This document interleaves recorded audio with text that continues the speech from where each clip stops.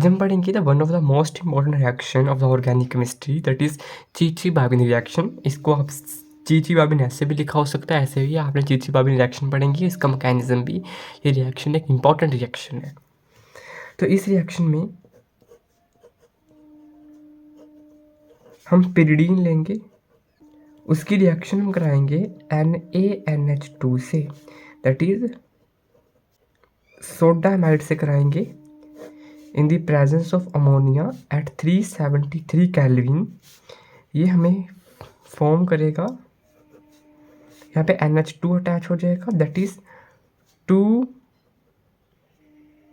Amino pyridine plus H2 निकल जाएगा। Done है। अब देखो, ये एक न्यूक्लियोफिलिक सब्स्टिट्यूशन रिएक्शन है, ठीक है। किस कैटेगरी की है? तो न्यूक्लियोफिलिक सब्स्टिट्यूशन रिएक्शन, इस केस में न्यूक्लियोफाइल अटैक करेगा। सोडामाइड है, ये इसमें इलेक्ट्रोफाइल है, ये आपका न्यूक्लियोफाइल है। तो ये न्यूक्लियोफाइल इस केस में अटैक करके ये अटैक कर चुका है यहाँ पे।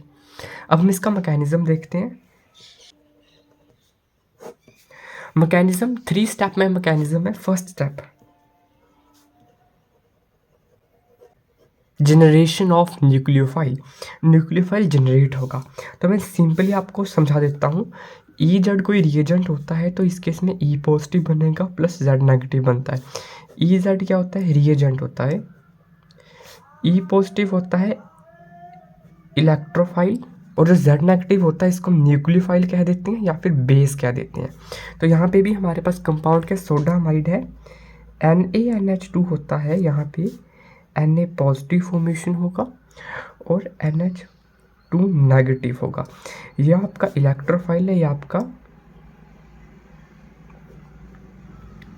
न्यूक्लियोफाइल है। सेकंड स्टेप,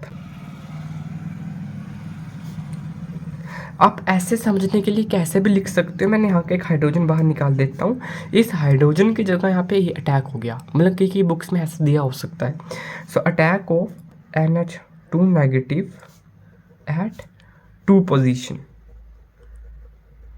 ठीक है। नॉमेनक्लेचर के अकॉर्डिंग ये 1, ये 2, ये 3, ये 4, ये 5, ये 6 सेकेंड पोजीशन पे अटैक करेगा। देखो क्या होगा फिर, double bond double bond double bond. यहाँ पे हाइड्रोजन आपने लगाना है तो लगा सकते हो, नहीं लगाना तो ना लगाओ। मैं नहीं लगाता हूँ इस टाइम, ठीक है, मैं नहीं लगा रहा हूँ इस बार। That is nucleophile NH2 negative, ये इस पे अटैक करेगा। ये वाला डबल बॉन्ड नाइट्रोजन के ऊपर शिफ्ट हो जाएगा, क्योंकि नाइट्रोजन एक इलेक्ट्रॉन रिच स्पीसीज है, तो ये इलेक्ट्रॉन्स को विड्रॉ कर लेगी। तो नेक्स्ट स्टेप में क्या होगा,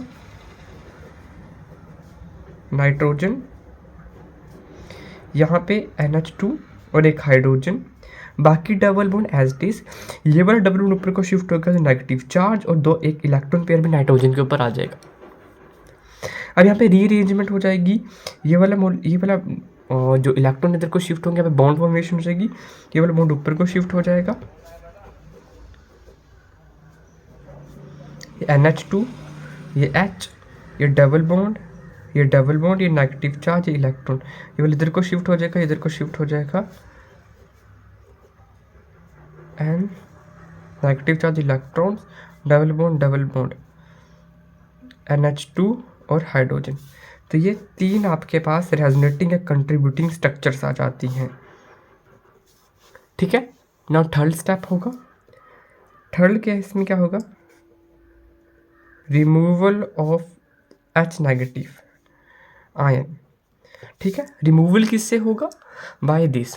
अगर आप इससे होगा तो इस केस में सोडियम से होगा, तो आप डायरेक्ट भी रिमूव कर सकते हो। मैंने सपोज ये स्ट्रक्चर ले ली, nitrogen, NH2, hydrogen, double bond एस्टिस, नेगेटिव चार्ज इलेक्ट्रॉन, ये वाला बॉन्ड इधर को शिफ्ट हो जाएगा, यहाँ से निकल जाएगा, -H नेगेटिव निकलेगा, हमारे पास फॉर्मेशन हो जाएगी N, ये ऐसे, that is NH2, that is again 2 amino pyridine. Then so ये था आपका मैकेनिज्म। आपने ऐसे एग्जाम में भी अपने 3 स्टेप्स मेंशन कर देने कौन कौन से स्टेप है। तो ये रही इसकी रिएक्शन। तो एक इंपॉर्टेंट रिएक्शन, आप इसको जरूर पढ़ के जाना। Thank you.